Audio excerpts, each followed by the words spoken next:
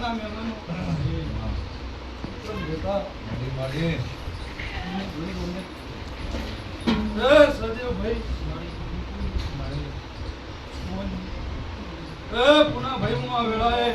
ઇન્દ્રના ઠાકોરની ભલના લેખની માતા રમેશભાઈ આ વેળાએ હું ભૂયાની માતા મજા બોલી છું જેને જેને જેને જેને જેને મારો દુઃખોનો મારો ધર્મનો ભાવ છે